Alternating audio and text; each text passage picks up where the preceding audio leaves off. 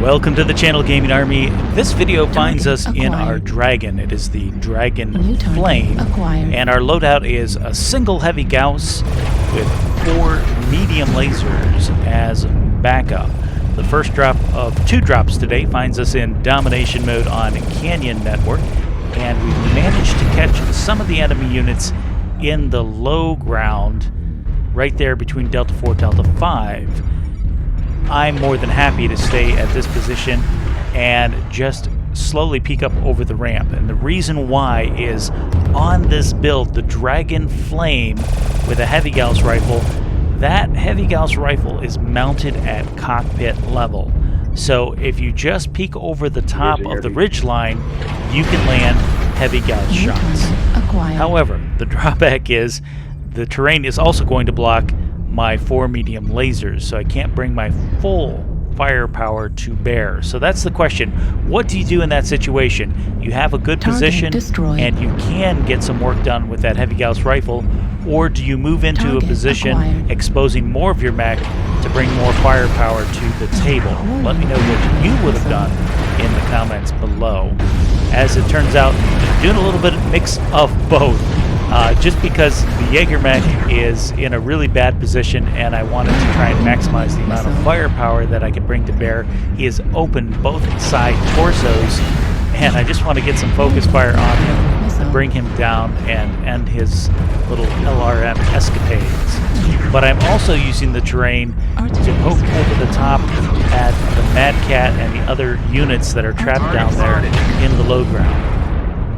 And hopefully from this video, you can see why I stress time and time again, don't get stuck in the low ground. This enemy team is in a complete kill box that we have constructed with my teammates. The heavy assault mechs are on the left side of the line, holding them in the low ground and not allowing them to push up out on the ramp on the far side, while the teammates that I'm with are applying pressure to their rear flanks and doing lots of damage. They've got no place to go there in a complete choke point at this stage of the game. We do finally manage to focus down the Jaeger mech and take him out with a shot through the CT. And now it's just kind of mopping things up. Score is already 7-2. This was pretty much a snowball, but if you pay attention to this video, hopefully you can learn the important tactic of watch giving up high ground, and definitely do not allow yourself and your teammates to get caught in a low ground choke point, because you'll be focused from multiple angles with nowhere to go. So getting back into this, trying to climb up out of the low ground. Here's another quick tip. You can see I'm struggling to get up the canyon wall, but if you look for the nooks and crannies, there are some spots where you can wiggle your mech back and forth and climb up over the canyon walls without going around to a ramp. Dropping down the backside, we have managed to find an enemy hell spawn. Now, I kind of feel bad for this poor cadet. Not sure what he's thinking. He saw me, he fired on me, but he didn't relocate or run when he should have. I've opened up his left torso, and now I'm going to be in pursuit of his mech. He waited a little too long to relocate. He's also getting focused by the rest of my teammates. He gives us his open back, and that allows us to land the kill shot. Switching over to the end screen, we wind up with 2 kills, 657 damage done. Jumping on to our next drop, this one also finds us in domination mode, this time on Hibernal Rift. And real quickly, I want to go over some things that I like about the Dragon, in particular the Dragon Flame. This is a 60-ton mech, and as you can see by the video, I'm reaching top speeds in my build of 75 kph, so it's got good maneuverability. What I really like about it is the placement of the ballistic hardpoint on the left torso.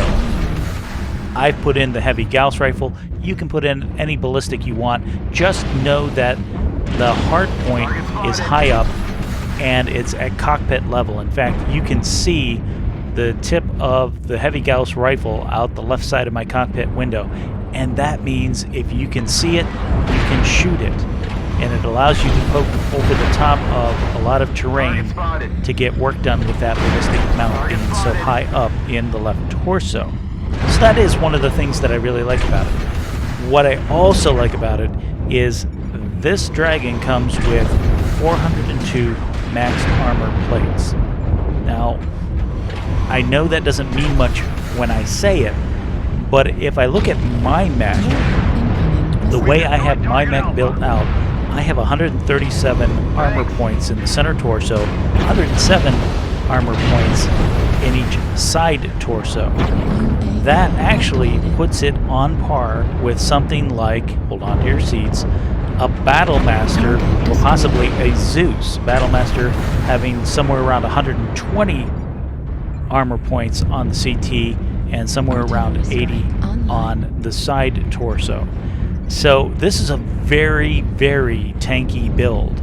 Don't let it fool you or be deceived when you see it on the battlefield, and I think you're going to like the survivability that this chassis brings to the table. Now in my configuration I have a 45 damage alpha output, and you can change that around and probably spice that up a little bit. I just like the way this loadout plays for me personally.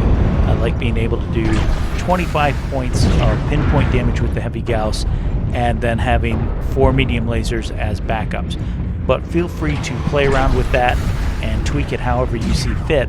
Just a quick tip, while the Dragon is a very durable chassis, I do want to point out I'm in the Dragon Flame, and the reason I have the Hero mech is not for the 30% C-build bonus, it's because this is the only mech chassis that has enough slots to mount a heavy Gauss rifle. You've got it all in that left torso. So just be aware of that when you're looking at this for a possible mech.